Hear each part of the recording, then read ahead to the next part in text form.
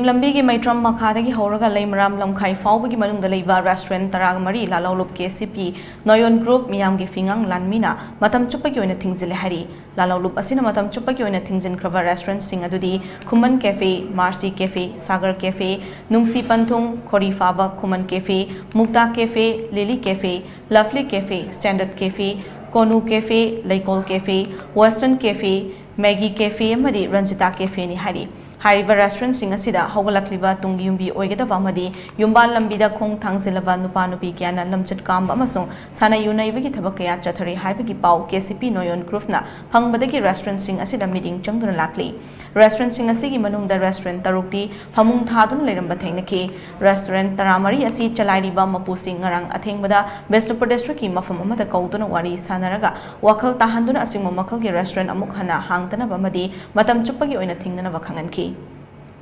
KCP Noyon Group miyamgi fingang lanmina haugalakliba naha singili cha sajatta soirakpa yaba restaurant sing Manipuri gi mafam khudingmakta hanghandana ba honari amaromda imung manung punna changba yaba family restaurant sing dadi KCP Noyon Group na makhal amatagi athingma thamde hari ngasi restaurant taramari gi mapu sing ado Besnupur district ki mafam amada paumi sing unaki unavadu da restaurant taramari gi mapu singi mahut silladuna miyo emana paumi sing da hai aikoina niyom gi wangmada haugalakliba naha singi lisat sajatta soglakada makhal gi restaurant hangluba asi ichil inau singna wakhal tahanbiri matungda aikoi asingba restaurant sing asi hanglaroi haina makna makhata ki